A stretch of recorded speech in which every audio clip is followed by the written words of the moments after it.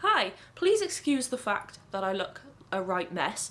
I completely forgot, as usual, that I had to film this intro.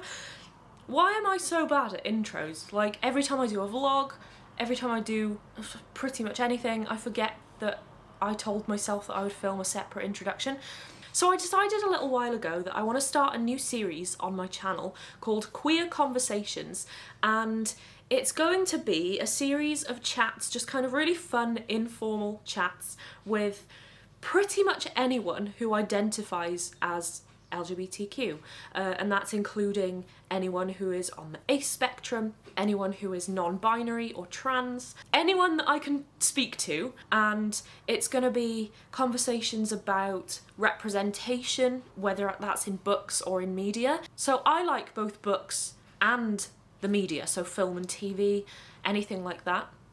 And I thought it would be really interesting to talk about the representation of different identities and sexualities in all sorts of media as well as books. So that's what I'm going to be doing on this series, and I'm very excited. So the first one today, to kind of launch this series, I chatted yesterday with Imi and Ellie, and they share a blog. I will put all of their links in the description below. They write mostly about FF fiction, so like Sapphic fiction, and they have so many great blog posts. Their blog is definitely worth checking out. They've got some really cool interviews with people and book reviews where they talk about Sapphic representation, all sorts. It's so great. And they also hosted FF February, which was the cursed vlog that I uploaded not long ago. And the kind of goal for that is to read as many FF books as you can throughout the month of February. So yeah, they know a lot. They know their stuff about FF representation. They have these incredible master lists of books for both FF and also A-spec, and you should definitely check them out. Again, like I said, the links will be in the description below. But yeah, I had such a fun time chatting with them yesterday. We talked for a long time, and it was a lot of fun. So in this chat we talk about the representation in books, sort of some of the issues surrounding FF representation, and kind of some of the negative stereotypes that you see, some of the issues about the male gaze, again in terms of fiction, like books and like media on screen. We talked about some of our favourite Sapphic authors and books. They brought up some incredible recommendations. I definitely have some that I need to add to my TBR now, because they both had some great recommendations. Yeah, we talked about all sorts. So if you want to learn more about FF, if you just want to hear us chat about Sapphic books, then this is the place to be. Yeah, I hope you enjoy it. Let's get straight into it. Here's my chat with Imi and Ellie. Hi. Thanks for joining me. It's very exciting. Do you want to talk about yourselves? Do you want to introduce yourselves first and say who you are, just in case anyone doesn't know? Precursor, both me and Ellie are like Ellie especially just doesn't like talking about herself. And I am equally as awkward. Yeah, we always do this thing where I introduce us and I'm like, hi. Yeah. So yes, I am Imi. I am one half of Beyond a Bookshelf. This, I think she's here, or is she like here? Is Ellie. She is my other half. We run a blog that specializes, like we love to talk about diverse books, especially queer representation, yes, and especially FF representation, as we are both Sapphic women. Mm-hmm. But yeah, that's it. Nice. Yeah, I mean, I can build upon that if you want. You will notice that Imi talks most. I will just like nod and listen, and like occasionally interject when I want to. But yeah, just following on from that, I also do my own stuff, I guess you could say. I have my own Instagram under Fairy on the Shelf. Obviously, we both have our own Twitters, but we do co-blog at Beyond a Bookshelf, which focuses on uplifting marginalised fiction. So, yes. Yeah, I'll put all the links and stuff in the description for where to find you and follow you everywhere. So how, if you want to answer, how do you identify? I am bisexual, a bisexual woman, I guess I Mhm. should distinguish. So for me, it's slightly more complicated in that, you know, I was like, oh, I'm probably bi. Now I'm just like, I don't really know. Honestly, at the end of the day, like, Same, me. but this is why I quite like the label Sapphic, because Yeah. it allows me to kind of navigate that grey area whilst trying to decide where I fit. I'm also on I'm A-spec as well, so I'm on the A spectrum. But Same. you know, I think I'm demi, but also I don't know, like probably demi romantic. Still Yeah. questioning. This Basically, literally is exactly the same as me. Like you're I'm just you're just saying my feelings. a big question mark Yeah. at the end of the Cool. day. Same. So I guess I'll just get straight into the questions. I have like a bunch of questions that I just sort of brainstormed. So for people who don't know about FF February, because obviously it's just happened, it was very exciting. I did better than I thought I would do. But for people who don't know, can you explain what it is and how it came about? And also, you've just started doing FF Friday, I saw on your blog as well. Can you just kind of explain a bit about what it is? So FF February was birthed back in 2019, when my best friend, who I had recently introduced to Ellie, started reading Girls of Paper and Fire, and she loved it. And she came to us and she was like, I read it, I loved it. And we both went, okay, here's loads more Sapphic books. And we basically just kind of wanted to encourage people to read more Sapphic books because we love them as much as we did. And when it started in 2019, we both had our own separate blogs. We weren't working together in the same way, but we kind of spoke to each other and we decided we wanted to do that together. And that is what led to us eventually starting our blog together. I don't know if Ellie wants to do it. No, it's the same thing. Like, I mean, I already knew each other. It seemed like a natural progression. Yeah, yeah. I don't know why I'm so lost for words today. It's just because it's after like 4 a.m. 4 p.m. There you go. My brain just turns off and I'm just like, oh. I feel you. I had to like walk around my flat and wake myself up before, so I wouldn't be sitting here like so kind of related to that, your epic master lists are award winning, actually. How I have the award. Amazing. How long did they take to put together? Because they're obviously massive. Like, what was the process of putting that together? Because that must have taken forever. Because I know, like, I did a blog post of like 50 or so recommendations, and that took me like hours. So I dread to think how long each of your master lists take. So the thing about the master list is it's kind of grown every year. Right, yeah. So the first year, the first year Ellie did it on her own, on her blog, right, because that was when we had separate blogs, and it was like her big thing that we would kind of put out together, but it was completely hers. I had nothing to do with it apart from a handful of suggestions.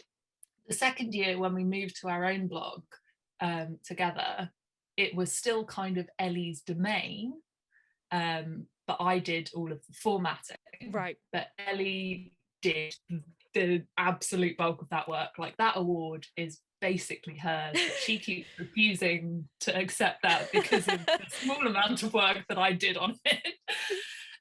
But that was, again, almost entirely Ellie's brainchild.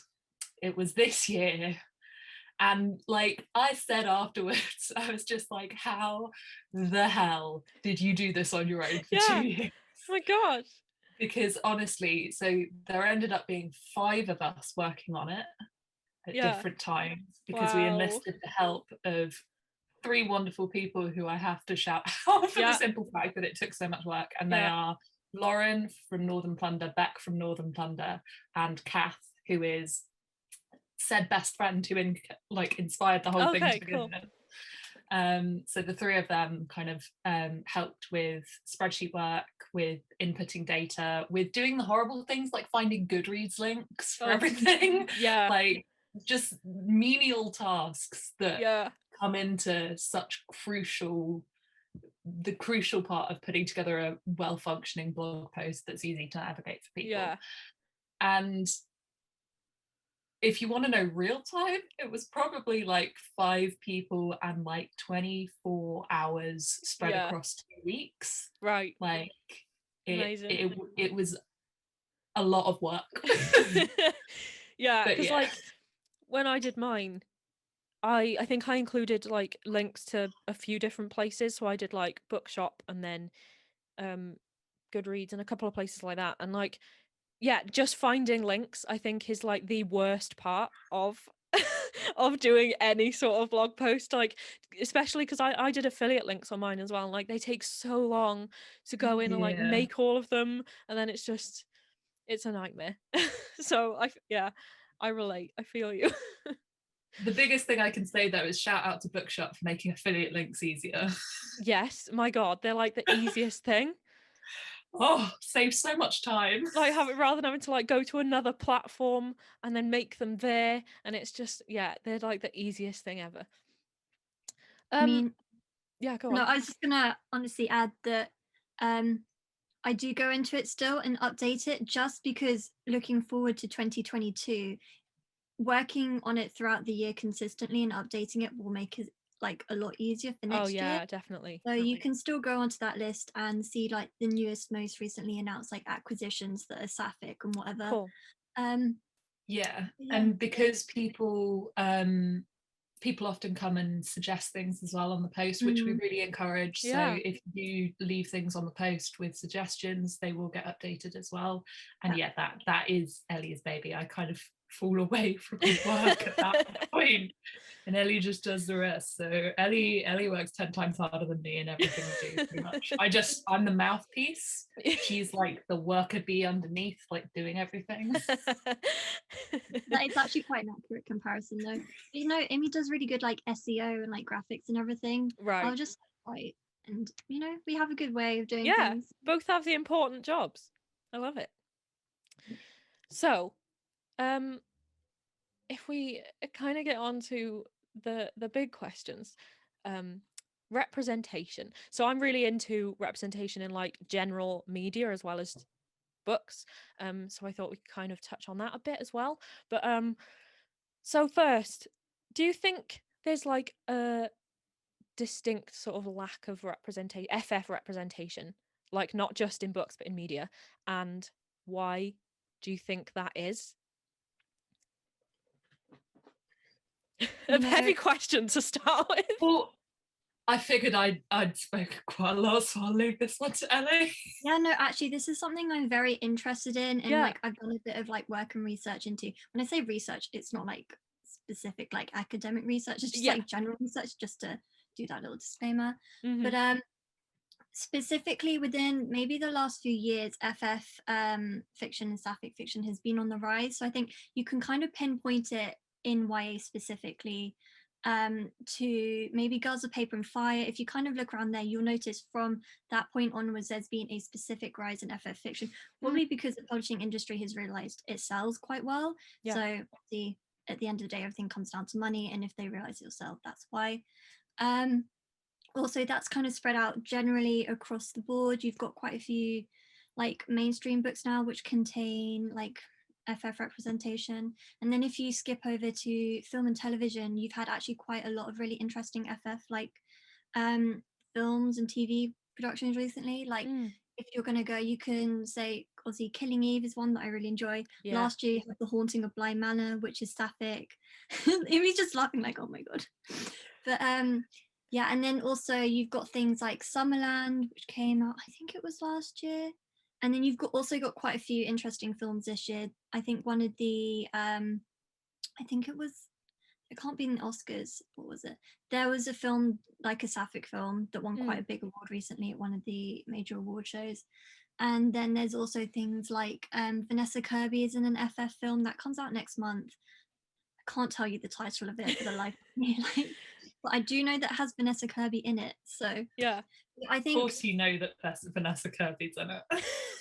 yeah, okay, well, come on, Boo, Sorry, when I didn't mean to call you out publicly. it could be like way worse. Like you could like start listing everyone, but Vanessa Kirby's fine. But yeah, it's just it used to be quite. I'd say MM used to dominate fiction quite heavily, but it has definitely transferred recently to FF. I've noticed more, though I can't say whether that's because I'm specifically looking out for it more. But I do believe there is more out there currently, and there are so many good ones coming out in 2021. You can find on our master list, you know, you've got the Jasmine Throne, I Think I Love You, Honey Girl came out recently. I'm so A excited Lesson for in that. Vengeance, She Who Became the Sun. Yeah, I could go on for ages, honestly, but Yeah. Love to like quiz you. How many can you remember from the master list? Well, well, if you know, honestly, if I was fully awake, had like some kind of like Barocca or something to like energize my mind, and then you asked what have you me, been doing today? I've just been doing admin stuff all day, so I'm like, I've been doing like so many emails that my mind's just like, Yeah. But, no, honestly, if you asked me at the right time when I was like mentally like on the click, I feel like I get a lot out there. But, yeah, Honestly, more of I a would wait. love to be at a pub quiz with Ellie when the subject is Sapphic fiction. Yeah. Oh my god. Imagine. That would be a winning team. Yeah. I'm gonna look up these movies now. Hang on. Cool. I'll like interject. Okay, so I agree. There has definitely been a rise, like since as with all of us, we've been reading a very long time, but it's only more in the recent years that like it's become such a huge focus coming from blogs and Instagram and stuff. So I started my blog and my original blog and my Instagram in 2017. And since that time, like Ellie says, you can really notice the growth, especially around Girls, Paper and Fire, which is, like she says, a really significant one, especially for the YA genre, because while there have been classics and you have things like, you know, Colour Purple, Price of Salt, like all of the kind of older ones, even Blue is the Warmest Colour, which obviously isn't necessarily older, but it's 2000s, I want to say, Blue is the Warmest Colour. Like they were sporadic. They were very notably sporadic, especially media representation was definitely much more sporadic. And mainstream media, like Killing Eve is probably the most mainstream Sapphic has got ever, I want to say. Another one that I can think of that has been maybe that's bold, but like because it's BBC, it's the only time that it's really been in like a prime time show. I mean, it's interesting, because Killing Eve is a BBC Three production, so it's not their mainstream content, but that's getting into like something else entirely. And another big one that I think I can think of is Gentleman Jack. That was another I haven't seen it, but I've seen so much about it, and I definitely need it's really good.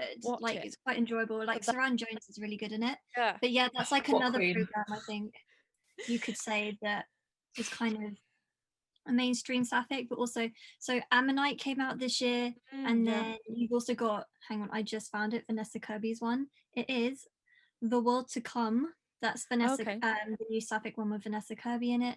And then there was like, it's not. There is another one that had, you know, the Pride and Prejudice actor, but Jane. Rosamund Pike, right? There's this. Rosamund Pike, right? Yeah. I've heard it's not that good, and I think also, actually, whilst we're on this topic, another thing I do want to mention is that like a lot of TV and film focuses on white Saphics, and I don't necessarily think that's good enough. And I think that's something that really needs to be addressed in future.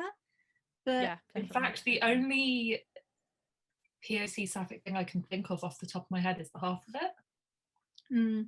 I think also the first kind of mainstream Hollywood film, Christmas Hollywood film, you know, with Kirsten Stewart in it. Yeah, that was very white. Like that was a very white film at the end of the day, and it was quite what's the word? You know, like it stayed within its lane, so it didn't really.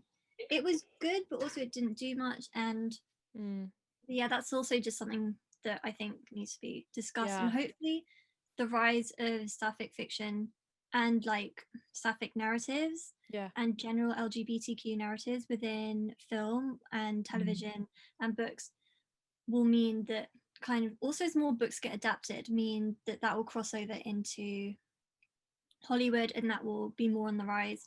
But also there is a lot of good stuff out there that's not necessarily mainstream as well. So it's just kind of a case of making sure, you know, that it's brought to the forefront and uplifted at the end of the day. I think one of the biggest problems, especially in Hollywood, is the male gaze and how that impacts Sapphic media. Because going back to Blue is the Warmest Colour, the film of that is, my God, it's there literally are a lot like of watching issues. it's literally like watching softcore porn. Yeah, like we won't go into it, but like an Own Voices Sapphic graphic novel that was taken by a male director and has had a lot of reports of like abuse, like it's because of the angles that Hollywood comes from in order to, because ultimately, as with anything, sex sells, so they twisted it and it becomes so much more male gazy. So you have to be so careful when you're reproducing content to be respectful and to perhaps have Own Voices directors and people who understand, and that hasn't really happened yet. Like it's starting to happen, which is why it's becoming more popular, but like I think in the past it's been so difficult for it to be done well that people just didn't, or just did really badly. And I think there's also this issue as well that with the whole thing of like lesbians being sexualized anyway, like being seen, like two women being seen as just like a sexual fantasy rather than two actual humans who can have an actual real relationship. That doesn't exist apparently in some people's heads. So I think that's like a big thing as well. That's a big issue that especially you see in like film, is just when you see, it's like one big example I always think of is like in American sort of teen movies where they're at like a house party or something, you're always going to see two girls like getting off with each other and they're just all over each other like in the corner of a room, and that's all that you see. And it's like they just have, you have these people sort of ogling at them, and it's just like that's all they are. It's so that's definitely something that needs to be worked on big time. But I think that's also very much in, I mean, if I keep going, I'm going to go generally into educate boys from a young age. I think a lot of that is like how boys are brought up to see girls as tools for their fantasy, and how, like there's so much you can go into there on on male gaze and how women are seen as objects of their desire and not human beings. But now, 1 week on, it's probably not the time for me to continue to get angry about Sarah Everard. I think also just kind of going back to talking about like Sapphic creators and stuff, I think a lot of the shows that the queer community finds accurately reflects kind of the experience are the ones written by Sapphic creators or who have a largely female like production team or creative team, and this like really shows. So I think this is why so many people, you know, really enjoy Killing Eve. Like they've got a really good team behind it that's like very female based. And then also The Haunting of Bly Manor, the final episode was so good, and it was like written by a queer woman, so that's like another reason. And I think kind of the reason why some like Sapphic films do, obviously as Imi said earlier, they kind of flop or slash fail like an actual Sapphic audience, is because they're, you know, the director is a man, or it's written by a man, or, you know, just like it isn't I say it's not Own Voices basically. So but I think obviously people have kind of started realizing that, you know, people with their own experiences make better stories, like if that makes sense. Like you think She-Ra is another one. It's like a children's show that has like a central FF couple in the end. And like also like a lot of LGBTQ representation that's also supported by an LGBTQ creative team. And so yeah, which is also really great to see, but I hope to see a lot more of it in future. So Yeah, definitely. So I was actually just going to bring up something that also leads me on to the next question, which is, I love a good segue. One of the films that I watched literally yesterday, I watched it when it came out in the cinema and then read the book and then watched the film again yesterday, is The Miseducation of Cameron Post. And that is like an Own Voices author, and then it was also directed by a woman, like a gay woman, and you can see that in the way that it's written, both the script and the book. They just like have all these, even just like the sarcastic jokes that they all say to each other, you can tell they're like genuinely authentic. Like you can tell they've come out of the mouth of someone who is actually gay, because I feel like there's a difference between like when people who aren't LGBT say kind of insensitive jokes, but then there's kind of like this sort of humor that LGBT people can use amongst themselves that makes it really funny. It's kind of like almost not like, it's not even like self-deprecating humor. It's just this really weird sort of gay humor that is just really funny if it comes out of the mouths of gay people. And like you can see in that book and like in the script that they've perfected that. Like some of the lines that they say are just great. Like Emily M. Danforth, also the author of the book, her new book Plain Bad Heroines, I really enjoyed. I thought it had a really good range of character dynamics and character relationships between a whole range of Saphics. Like you've got young Saphics, you've got like an older middle-aged Sapphic couple. Like it's a really good book, but also I feel that I keep on going back to this, but also I'm just thinking that it's always queer like white women who, or queer white Sapphics that will get the work first. And I'm just thinking about how they'll often get like a job, but those jobs still need to be equally distributed, and how there's like obviously there's that privilege within that's still within like the community that needs to be addressed, if that makes sense. So it's really good that obviously they're focusing on bringing queer creators, but then still they always bring in white creators rather than like creators of color, and that's something that needs to be thought about. So I was gonna say where it leads on to my next question, about our favorite queer authors and Sapphic books. We could probably be here for hours.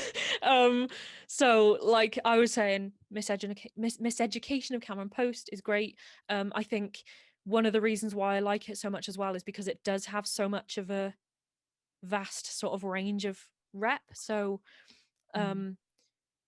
her two, she has like when she goes off to this sort of conversion camp, her two best friends there are both people of color, and then like one of them is disabled, like she has a prosthetic leg, and then the other one identifies as two-spirit, and it's like really interesting to learn about that as well. So it's like you get this really sort of vast range of rep even just within the three of them, like this small friendship group. I just love it. So what are some of your favorites, either authors or favorite Sapphic books? And I know Imi, we do you can wanna probably go be first? here for ages. I actually prepared a stack in advance, so Nice. it's I wrote down that's some not examples fair. too. Your shelves are behind you. I'm sure you could get some. I have to like. I mean, go out so there. this one, which I can't actually grab from here. So this is The Prayer of the Orange Tree by Samantha Shannon. I was say, if you try and grab it behind you, it'll just like break your arm. Would I be talking about Sapphic books if I did not mention The Prayer of the Orange Tree by Samantha Shannon? Actually, you know what? I can't grab the book, but I can grab this. This is nice. The Orange Tree. Yeah. But yeah, this is an epic fantasy, an adult fantasy about dragons that features bisexual queen of my heart, Sabran Barathnet, and her lover, Iad Durian. And it's not a romance, but it features the two of them in a romance. And Iad is a person of colour, Sabran's court is based on Elizabethan England, Right. and they are essentially like bodyguard, spy master, and queen. So there's that trope as well, and it's just 800 pages of lush fantasy gloriousness Yeah. that just find me online and you will undoubtedly see me talk about Priory somewhere, because it's basically a personality trait by now. It is still one of my goals to read it. I still haven't read it because I think I'm just Charlotte! I've never been a big fantasy person, so the fact that I don't read like high fantasy, and then also because it's so huge, I'm kind of intimidated by it. Like I have Imi like might the just like log hardback. off. Yeah, just leave. I have the hardback and it's just like so intimidating to look at, especially when I know that I'm not used to reading fantasy. So I feel like I need to like break it up into bits, I think, to make it look less intimidating. I do totally get it, and like I make a point of not getting too upset when people say they haven't read it. Yeah, because some of my best friends still haven't read it. Yeah. Sorry, that was just a glare for Lauren if she's watching this. But it's split into 6 books, and they are like the parts. And the best way to do it is to think of each part as a novel in itself. Right. And that is the best way to approach it. So you can kind of focus on those things. Mm-hmm. But it is dense, like it's got a lot of detail. So if you aren't used to fantasy, I do understand that you would find it harder. Like it took me 2 weeks to read when I would normally read a book that big in 48 hours. So like it is big and thick and like full of a lot of information. So if you can't deal with it, I'm not going to judge you too harshly. Yeah, no, it's a goal to read it at some point. I want to try and get to it at least this year if I can. Even if I have it just sitting on my bedside table and I try and just read a little bit, like each time I go back to it, it might take me the entire year, but I'll get there eventually. So of like my favourite books of all time, my other big fave is The Weight of the Stars by Kay Ancrum. Yes. Which Charlotte's like, yes, of course you're mentioning that. I bought Charlotte a copy last year, and she read it in February this year. I have also now read The Wicker King, and I adore them both, probably equally. Yeah, so I do adore them equally, but because I fell so hard for The Weight of the Stars, I sometimes forget how good The Wicker King is. Yeah.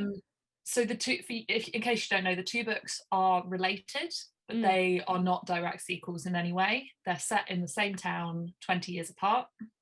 So there are characters that cross over slightly, and there are like locations that cross over, but it doesn't really matter which order you read them in, but you will gain more information by reading them both. But The Weight of the Stars is a contemporary-ish, sci-fi-ish, like it's about a group of friends who go to school, and one of the girls is the daughter of a uninaut who went into space and never comes back. Like her entire job was to just go into space and experience life and send back messages.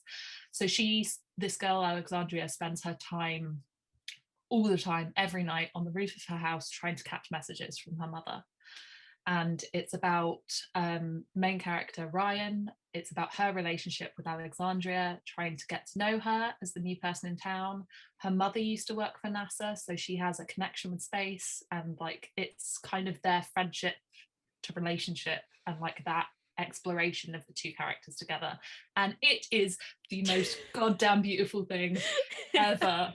Like it's so quick to read because of the way Taylor writes. Like it's like 1 to 2 page chapters. You blitz through it, and it is just the most flipping beautiful thing in the world. I have read it 3 times in the last 3 years, and every time I have sobbed my eyes out. Yeah, I think one thing I love about her writing is that I think it's what like makes it feel so unique is that she doesn't cover anything that isn't important. So like it will just dive straight into the middle of like a conversation or like whatever's happening, it'll get like straight to it, and like each chapter is just like a little tiny snippet of what's happening, but you don't feel like you're missing out on anything. It's like so hard to explain, but she just gets to the point, and I think I feel like it's just so unique, and I can't even explain why. It's like when I did my FF February vlog, I was like trying to talk about it, and I was like, honestly, I don't even know how to talk about this book. Like, it's unique, but I can't even explain how.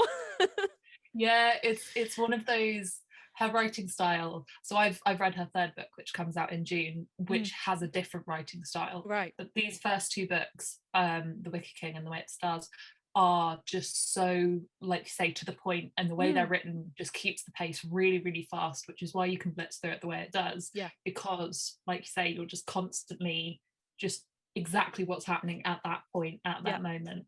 And it's just, you flip through it. Yeah. My last one, I always forget, is FF, and that sounds like a weird pitch for an FF book, but it's basically one of my favourite books of all time, which is why I have to mention it. But it's The Long Way to a Small Angry Planet by Becky Chambers. Yeah. And it's not just the FF that I love, and like that is the same with the other two, but because my love for this book goes so far beyond the FF, which is only really a very small part of the book in comparison to how much it's part of the other two. So it's about a crew on a spaceship, and it's their interactions as they're trying to kind of, I think they're doing a project to do with punching holes in space. It's more complicated than that. I can't explain it in shorthand. But basically it's just this crew in space dealing with stuff. And it's their relationships to each other as different beings. They're all different, like, races of there are humans, aliens, Andrix, like they're all different types of people, but they are this found family together, and they've chosen to be there together. They love each other, even when they hate each other, they love each other. And it's just, it's one of the most beautifully written books for exploring relationships between different beings who have very little in common on the surface, but have these connections. And I have so much love for that book that if you haven't read it, or any of the Wayfarer series, please pick them up, because they mean the world to me. It's They're another so one wonderful. that I have on my shelf and I still haven't read yet, so I just read the book. I need to sort this out. I've had it for so long. I think I bought it for Yalk when Becky Chambers was there, and I still haven't read it. So yeah, I desperately need to read the book. I will put it on my TBR cart so I remember to get to it next. Thank you. Okay, so God, I can't believe you've got a stat. Like a whole pile. Anyway. Wow, amazing. So the first book I'd like to recommend is She Who Became the Sun by Shelley Parker Chan. I haven't even read it yet. I just have a feeling. Yeah, I was going to say, have you even read it yet? Did you get it like 3 days ago? I want to start it tonight, but I also need to read Harry the Night, because I might get like eviscerated if I don't read it, you know? Yeah, it means making a face like she knows. One of our friends is like, Eleanor, you must read Harry the Night.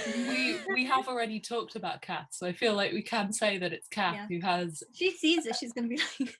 Oh, she's going to see this. We're going to make sure she sees this. But basically, I've had Gideon and Harrow since they came out. I've never read them. And Ellie read the arc of Gideon before it came out, but then didn't read Harrow. What? Excuse me, first of all, there's like a year until Electro the Night. Why would I wait that long? If I finish Harrow and I'm like devastated, what am I going to do with myself? But Kath read them maybe like 5 months ago or something. No, she read maybe both Kath of them back has to weird back. life choices. She blitzed through them, then got angry at us that I hadn't read either and that Ellie hadn't read the second one. And then as soon as I finished the first one, she added us all to a group on Twitter so she could send us memes every day of Gideon and Harrow and just torment us with the ending of the first book. Oh my god. It's abuse at this point. I renamed it to Midnight Haggett and her ghouls, and none of you questioned you being my ghouls. Why would we question that? I think we actually discussed the fact that we wouldn't question that. Yeah. So Ellie is Midnight Haggett on my phone because have you met her?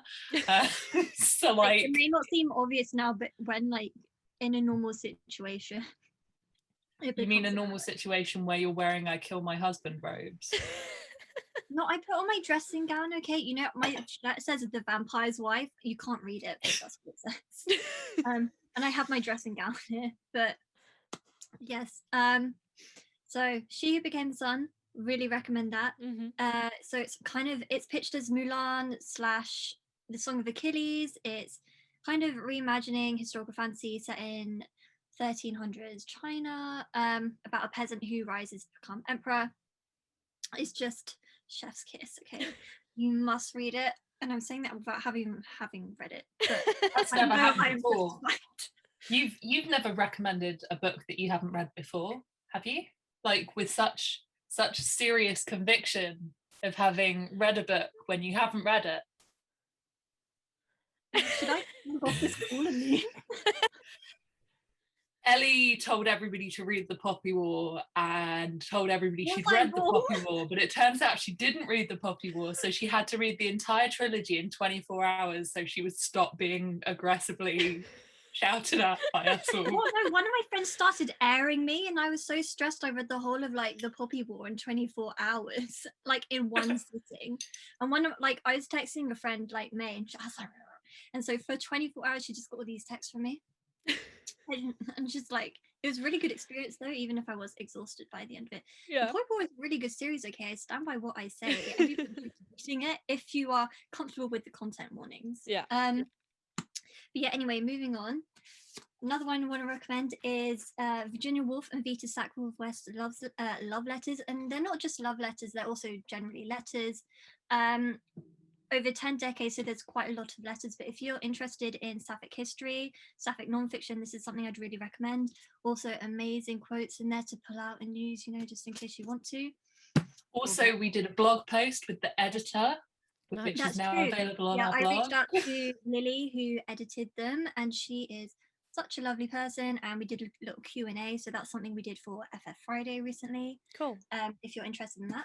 I'll link everything in the description. Is Rapture by Carol Ann Duffy. Is kind of obviously a queer poet, and they're queer poems, and they're really, really cute.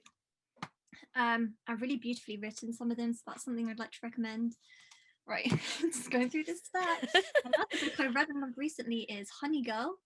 This is one I really want to read. Yeah, I really want Honey Girl. It's really beautiful because it's about all forms of love, not just like a romantic love, also the friends you have. I think that's the reason why I had it on my TBR to start with, because I'm really into trying to find stuff that is to do with love that isn't just romantic. So like it's just about finding your place in the world and being caught at those crossroads, and I think that's something also a lot of people will really relate to, and it's about the love you have for your friends and the finding the love you have for yourself as well, which I think is really valuable, and it's a really brilliant book that I'd absolutely recommend. I mean, I'm getting through this, but This Is How You Lose a Time War is a novella. Amy's just laughing like, oh my god. It's because it's both really predictable but also just hilarious that you have a never-ending stat. Yeah, I love it. I love just really how on prepared brand. you are. It's great. Me up. But yeah, This Is How You Lose a Time War. Obviously big Killing Eve vibes, which is why I really, really like it. It is beautifully written. It's slightly ornate, and this kind of prose would not work in a full-length novel, I think, but it works perfectly in short form novella. It is Hugo Award winning. It's Sapphic, you know, it's stabby Sapphics. It's just perfect. Like you can't really see the tabs, but I've tabbed a lot of it there. See, I feel very controversial with that one because I wasn't a fan of it. Okay, I'm leaving. But then it was down to, I just think it made me feel really dumb because I didn't understand It is what I quite was reading. filled with references. Yeah. I feel Yeah, like like- maybe if I tried rereading it again, and kind of, I think I rushed it a bit last time as well because it was for a book club. Mm. I think maybe if I tried it again and took my time with it and like tried to like try and just read it a bit kind of more deeply, I think I could probably understand it more. But yeah, I think I kind of had a bad first impression of it because I didn't expect it to be so sort of flowery. Like Yeah, that's completely valid though. Like yeah. I have a friend who she's like, oh wow, did you catch all these references? Just talk about all these references, and I was just like, like my face was blank. I didn't catch quite a few of them. I just solely focused on like the dynamics between the two. Yeah. I think obviously if you do understand all those references, that's amazing. But I also think you shouldn't enjoy a book solely because you catch all of the references. That makes sense. So I think it's definitely, as a book, an acquired taste. Yeah. Like it's very abstract. I think that's the best word for it when you're reading it, because it is so like flowery, like you say. Like the writing is so like they're not describing the landscape they're in, they're just describing like feelings. And I think that's what I was expecting, because I went into it thinking that it was kind of I thought I would kind of get more of like the landscapes, and because it's like I kind of expected to be able to imagine what I was reading, but it's hard to kind of, I like to picture things in my brain as I read them, and I think with that I wasn't able to do that, so I was kind of like struggling a bit with it. But yeah, I think I definitely need to give it another go. It's very much also because I was just gonna say, it's towards the end, it's very like hit, it's like a fever dream. You're like, what is actually going on? But I'm enjoying it anyway. Yeah. And because it's mostly letters, there's like a short period of prose where the character finds the letter and then they read a letter from the other character, and that's the format of every chapter. So it's like very little narrative in terms of like what's actually happening. I remember it's just now narrative in terms of the letters to each other. I really enjoyed the parts where there's like the prose with them finding it. And then I think the letters was where I tripped up, because the letters are where it gets particularly sort of lyrical. So the rest of it, and like towards the end as well, where it gets more sort of prosy, trippy. I really enjoyed that, because I started being able to actually picture what was happening. But yeah, I think it was the letters kind of tripped me up a bit, and because it's mostly letters. That's really interesting, because one reason I really love it is because it's epistolary. Like I have such an interest. Okay, it's been kind of like, I've always enjoyed letter, like epistolary narratives, and you know, books about letters, and obviously that's also why I really like Virginia Woolf and Vita Sackville-West letters. I think letters are a really interesting format. Yeah, definitely. I think also that's what helps. This is how you lose the time, or that's how it stands apart, because of the letters. But I do think as well it's quite an unusual like narrative form. So I agree. Yeah, it's an acquired taste, as Imi said earlier. And then continuing. A Dowry of Blood. This one is a recent one as well. It's a reimagining of Dracula's Brides. It has an FF relationship, but also has a poly relationship. It's beautifully written. Funnily enough, it also has epistolary elements in it as well. It's written as kind of like a final love letter from the heroine to her abuser, and her abuser is kind of Dracula, and it's kind of about the ways that you don't see how abuse masquerades as love, like and that's why I thought it was really compelling. It's really darkly beautiful. It really appealed to fans of not Loveless, what am I saying, Deathless. It's nothing like they Loveless. are very different books. There's like a lack of love in this book, you could say, like, but no, it is not. It's like, if you're a fan of Deathless, you will enjoy it. It's got that very kind of like complicated relationship dynamic in it. Nice. And then the last one I'm going to end on is Sappho's poetry anyway. Obviously the original Sapphic fiction, not even Sapphic fiction, maybe Sapphic fiction, I don't know what I'm going to do. Sapphic writing. But yeah, if you're just interested in the history of FF or Sapphic. Definitely check out her poetry. So many amazing quotes in there. Also ancient, but incredibly relatable even today. So Nice. those are kind of like a little selection. If you Amazing. want to see more, of our favorite books, do check out our master list. Little. Yeah. Yeah. Yeah. So, I mean, a couple of mine that I've read recently were All the Bad Apples. Oh, So good. great book. I read it when it came out in 2019. I talked about this a lot in my vlog, I think. I read it when it came out and I liked it, but I think I gave it like 4 stars because I was like, yeah, I enjoyed it, but I don't think I understood some of the symbolism because it is very heavy on symbolism. It's very accessible to read without kind of understanding that. It's still like a very good story, but I think there's a lot of symbolism in it that if you kind of read between the lines, you can understand it a lot more. And I think rereading it last month, I suddenly had this like brand new sort of love for it that I didn't have before. I like had this brand new like appreciation for it. So good. I'll try and explain the plot. It's so hard to explain it without spoiling it because it's one of those we really don't want to give spoilers. But it's a girl called Dina, and she has 2 sisters called Rachel and Mandy, and she kind of has this connection with Mandy that she doesn't really have with Rachel. Her mum passed away. Her dad really isn't really in the picture very much. He's like not a very nice person. And so she has kind of been brought up by her older sister Rachel. And Mandy goes missing, and they all assume that she's dead.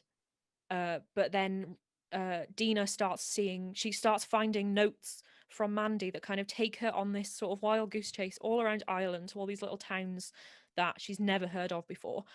And they kind of start piecing together the history of Dina's family and all of the so-called bad apples of the family, which you kind of learn are anyone who was a lesbian or anyone who was just any sort of person that was seen as a rebel in the family. And you kind of learn about the history of this family. And I love it so much because you get all these sort of sapphic relationships all the way back to the 1800s and how it's affected the family, and how, because it's like they're a very religious family, like Irish Catholic family, and there's so much to do with like the lack of separation between church and state, and there's so much, there's like things about abortion and how abortion was illegal literally up until like 2 years ago, which is terrifying. And yeah, it's just so symbolic, and it's just so hard to, it's one of those books that I'm just like, you need to read it to really appreciate it, because I can't even explain how good it is. Yeah, I think I loved All the Bad Apples, and I read Other Words for Smoke, which is by Sarah Maria Griffin, which Another is one I also need to read. an Irish YA-ish, not really YA author. And while they're very different books, they both touch on the maudlin law. Wow. The Magdalene Laundries. Yeah. So glad that happened. They both touch on the Magdalene Laundries and how the church would kind of take in young, pregnant, not married women and essentially take their babies. Yeah. And both touch on that in very different ways. And they both have contemporary elements while having this like abstract otherworldly elements as well. Yeah. And I feel like they both tell the stories in very different ways. They're about different things, but All the Bad Apples is like an introduction to like the weirdness that is Other Words for Smoke. Yeah. I read them the other way around. Other Words for Smoke is like super abstract. Yeah. But the abstractness of All the Bad Apples can like help you understand the abstractness of Other Words for Smoke. Yeah, I really need to read it. I feel like Other Words for Smoke to Lauren is your Party of the Orange Tree.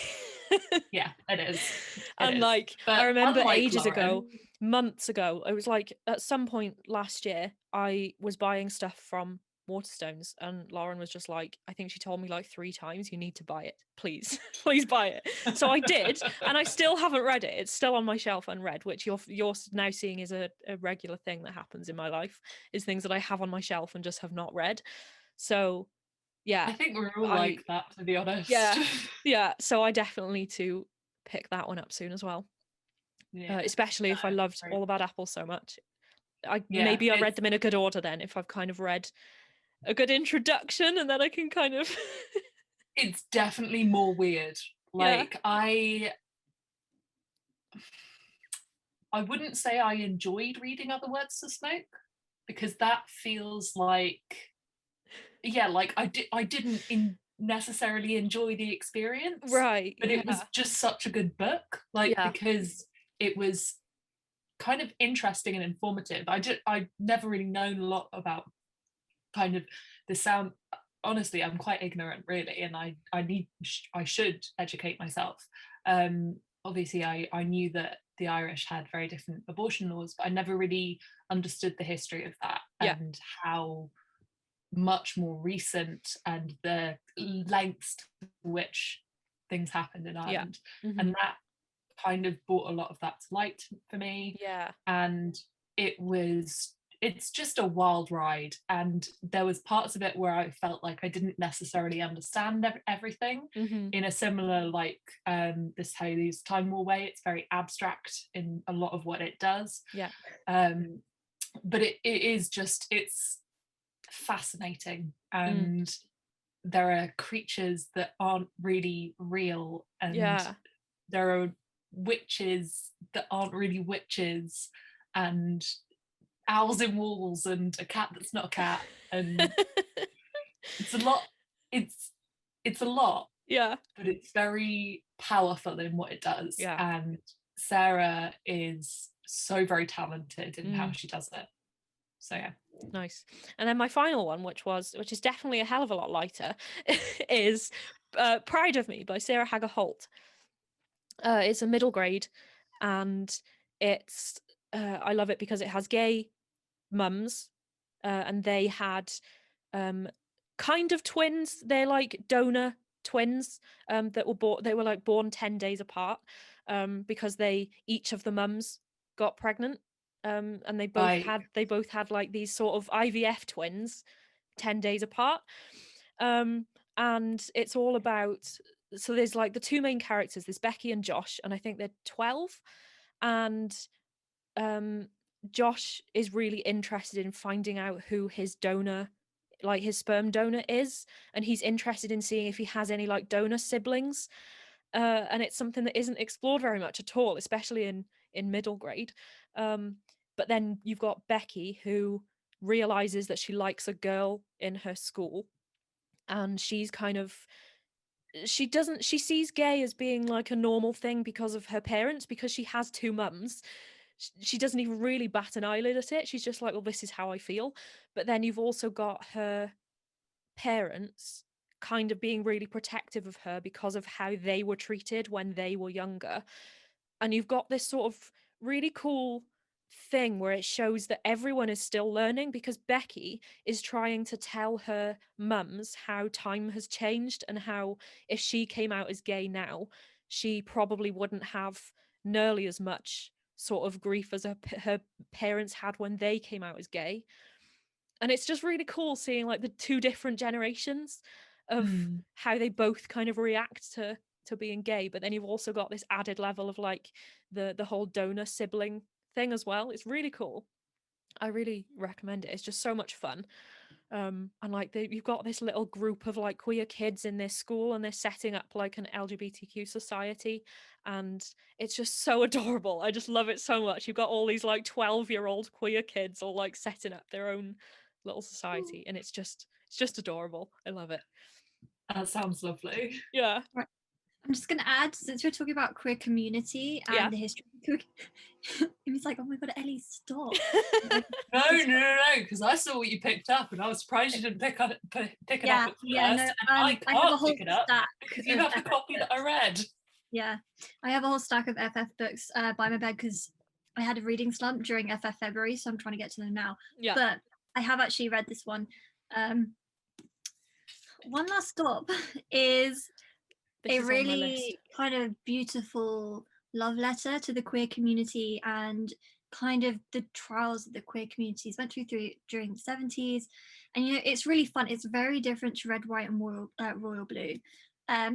It is a rom-com, but not in the same way as you know, Red, White and Royal Blue. It's Sapphic. It's just it's such a cute book. Also, I'm just very fond of it because it's been around like a few of my friends and it's got all their like little tabs in it. Oh, that's cool. I love that. Yeah, it's very cute. I got it back and then I spilled water on it. Oh no. So Yeah. when Ellie got sent that arc, I think I just finished a book or something, and I'd been asking Melia, who are the publishing company who deal with One Last Stop, and they said they'd run out and there were no more physical copies anywhere. There was no way I'd be able to get one. Yeah. And Ellie's just arrived, and I said, Ellie, she sent it to me, so I read it first. Yeah. And absolutely phenomenal. Like, I loved Red, White and Royal Blue, and I know that it's kind of polarizing. Some people don't like it as much, but it is very different and it's absolutely incredible. It's wonderful. It's time skip. There's a fat heroine. It's found family. There is trans character. Nice. There's a drag queen. Like, it's just so wonderful. Yeah. And then I sent it back to Ellie and she finally got to read it before she sent it to another friend. I think, yeah, like if you enjoy One Last Stop or if you enjoyed Honey Girl, I think they're books that kind of cross over in terms of the topics and content that they talk about. So, you know, if you enjoy One Last Stop, read Honey Girl. If you enjoyed Honey Girl, read One Last Stop. Right. And actually, I think Morgan Rogers, who wrote Honey Girl, is going to be a really amazing author to look out for on the like LGBTQ contemporary scene in future, if that's the path they choose to go down genre-wise for future releases. So, but yeah, One Last Stop, really, really good. Also, Casey's third book, I think, has potentially like hate to love Sapphics as well, from what I've heard. Nice. So I'm even more excited. Yeah. Why? Honestly, anything Casey writes, I will eat with a spoon instantly. Yeah. Like, I reread Red, White and Royal Blue in January, and like, it just makes my heart so happy. Yeah. It does. It's honestly, it's such a comfort read for me. Like, it's so so lovely. So while we're talking about representation, is there anything else that you think should be seen more? So like whether it's intersectional with FF or anything that's just generally queer and not particularly FF, anything at all you think needs to be seen more in terms of representation?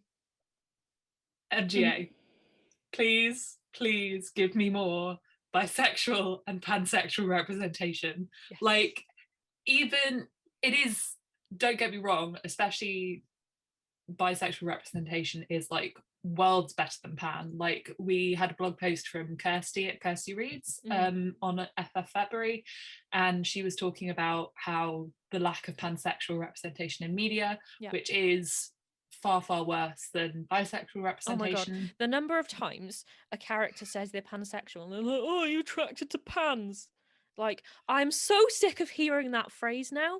Like, oh, you're attracted to kitchen, like, appliances. Yeah, like, it's not even funny anymore. Oh my god, it is on the same level for me as people saying I identify as an attack helicopter. You know, that whole thing where it's just like, right, you're not funny. No one's laughing at you.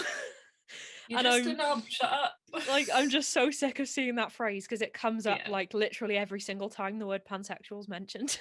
Yeah, like, and the only real way to combat that is representation, so people understand. Yeah. And, you know, Kirsty said this in her blog post, that the only real pansexual representation that we have in like really well-known media right now is David Rose, who I know that you love, David Rose of Schitt's Creek, if you don't know. Yeah. Like, his coming out and his discussion of that as a character was fantastic, and it is the only time in memory that I have really seen an accurate description Mhm. or like explanation of what it means, because like you say, everybody just goes, oh, you're attracted to kitchenware. No, fuck off. Like, sorry, Yeah. I don't know if you swear in your No, show. it's- I think it's you fine. not to swear all night. I knew It's it was going to alright. happen at some point. But like, just represent us more, like, Mhm. and not just Sapphic women, but like Sapphic men too, and like Mhm. not Sapphic men, oh for God's sake. Sapphic men. I didn't even pick up on you saying that then. I was like, oh yeah. Yeah. Not just Sapphics, not just Sapphic bisexuals and pansexuals, also male pansexuals and bisexuals. There we go. Yeah. But yeah, like, I think a lot of the representation now, especially in Sapphic relationships in books, it's not being specific. Yeah. And like, I can understand that because it allows people to see themselves in these characters. Mhm. And sometimes it just kind of shows a character who is attracted to any gender, Yeah. but it doesn't explain whether they are bi or pan. And Yeah. while that may not seem super important because we're still getting the representation that we need, Yeah. it's not as definitive. Mhm. Like, without saying on page this is a bisexual person, Yeah. it allows so much interpretation that has allowed history books to say they were just friends. Mhm. Like, put a word down, like, Yeah. give us on page representation. We are not gal pals, we Yeah. actually love each other. Can Yeah. you stop? So one book that I thought of straight away is Lauren James, The Reckless Afterlife of Harriet Stoker. Harriet, I'm reading it at the moment, but Harriet literally says, I am pansexual. Like, she says the word, and it's like, yes, good, actually say the word. We've just got to our time limit again.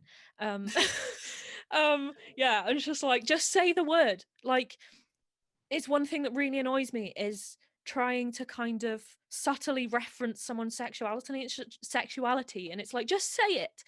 It's like, one thing that really annoyed me with Orange is the New Black is that with Piper, they never ever say the word bisexual. They talk about how she's like engaged to a man, but then she's got this whole history with women, but there's not once do they actually reference, like, they don't say the word bisexual. And it's like, just, what's wrong with just saying the word? Like, it's not a dirty word to say. And your representation instantly becomes more powerful when you put the words in it. Yeah. Because of the people that can understand what they are. And don't get me wrong, like, it's completely understandable if characters are questioning. Yeah, that exactly. can also be really helpful for people. Yeah. But if the character is not questioning what's going on and they identify in a certain way, as soon as you put it in words, it will make so much difference to the people who are reading that. Yep. And to the people who are trying to relate and trying to see themselves in media. Yeah. And like, again, obviously this doesn't apply to fantasy in the same way, because it depends on times, and it depends on a lot of things, and whether you can actually put a title on things. But Samantha Shannon openly says that Sabran is bisexual. I think it is explicit on page. I cannot remember if it's the word bisexual, but it's written in such a way that it is not in doubt. So there are ways around it, even in fantasy and in historical and in anything. Like, there are ways to make it clear. So just do it. Just do it. Yeah, like there's a recent YA rom-com called I Think I Love You. That was one that has really good specific labeling. Also, just honestly going back to what I said earlier, I'd like to see more uplifting and publishing of Sapphic characters of color, uplifting of Sapphic authors of color. I'd also like to see more kind of, I don't know how to say, cross-pollination of Sapphic identities with, let's say, A-spec identities, like Sapphic demi-characters. I've seen like one or two of these. In fact, like Queen of Coin and Whispers has a Sapphic demi love interest, but honestly, I think that there aren't that many out there, and that's something I'd like to see more of, because you can be more than just Sapphic. You can be Sapphic and Ace as well. That's something that I'm interested in as well. Another book recommendation I just thought of, Black author, Black main character who also says that she is bisexual, is Full Disclosure, Cameron Garrett. Yeah, it's a really good one. They have like, I really love it because the friends have these really nice conversations about their sexuality, and like they actually talk to each other about it, and they're completely open with it. And and that's another one where she has gay parents. She has 2 dads, and yeah, that's another one that I just love. And yeah, well, That we're is on talking my about list of Courtney. things to read. Yeah, I love it so much. Yeah, I think more open discussions, like where, because friends talk about this, especially when you've got queer friends, you often find yourselves just chatting about it, and you talk about things. And I think so many teenagers in YA books are like very, like, they keep everything in their heads and they don't talk about things with their friends. But I feel like more often than not, I actually think friends who all know that they're queer friends, they talk about it more than the YA, like a lot of YA books kind of show. Yeah, it's And like I just love to see more actual conversations in these books where they talk about there's it. like there's a quote, I think it's from Cemetery Boys, and it's like, queer people are like wolves, we travel in packs. And it's just like true. Yeah. It's like, yeah, like it is widely discussed, especially in teen years where everything isn't set in stone. So there is a lot of more questioning and discussion around identities. But yeah, no, I agree with that. I think that's true as well. So finally, there's like 5 minutes on the timer. Should we see if we can get it in this 5 minutes? What are some of the quick ways that people can uplift the voices of marginalised authors, or just people in general? I know this is kind of a big question to fit into a few minutes, but some of the things that people can do now, if they're watching this and they know that they really want to do their best to try and promote and uplift marginalised writers and authors, what are some of the best ways people can do that?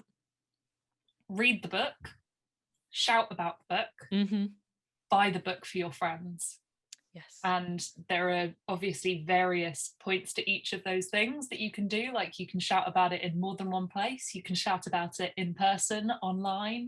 You can tell your school. You can do a recommendation card at your local Waterstones when we can actually see people again. But if you never shut up about that book that you love, that is by a marginalised author, someone is going to pick it up. Someone. And buy it for everyone if you can. If you can't, tell them to get it from the library. Find their library and see if they have it for them. So give it to them. Hand deliver it. Like, lend your books. Spread the word far and wide. Like. Yeah, I just honestly, to add upon that, I just say amplify the voices of marginalized book bloggers who are really, really talented. And I think also they probably would be able to advise more on this perhaps, because obviously we're both like white, and I don't really feel that we can definitely help uplift and use like the privilege we have, but I think at the end of the day, we want to uplift marginalized creators, but to do that I think you really need to turn to marginalized creators and see what they'd like, and they would know a lot more about it than we do. So like I've seen people saying you should try and uplift the voices of people rather than try to be the voice of them. Like, you see so many white people trying to make their voice heard above the people that we should actually be listening to. We need to listen to the people that are actually the marginalized people rather than trying to be the voice of those people. Like share their voices instead. White queer privilege is definitely a thing, and like if you're queer and white, you're a lot better off than you would be in like some other situations, basically. So and along with all of that, like when it comes to, you know, finding books that you are recommending as good representation, make sure that, you know, you're listening to their own voices, people, and you're understanding what they have to say about the books as well. And make sure that it is actually good representation. Cool. Well, we have 2 minutes left on the timer, so amazing timing. Thank you so much. This was a lot of fun. I forgot to mention our obnoxious gay drinks, but yeah. I've just been drinking mine all evening, Yeah. like, and it's been this fun, and I'm just like, yeah. I love Yeah, it. mine's empty. Yeah. But yeah, thank you so much for coming. This is the first episode of this new series, so you've helped me launch this new series, which is very Thank you so exciting. much for having us. I will put, like I said, I'll put links to everything in the description, so the master lists, anywhere you can be found online.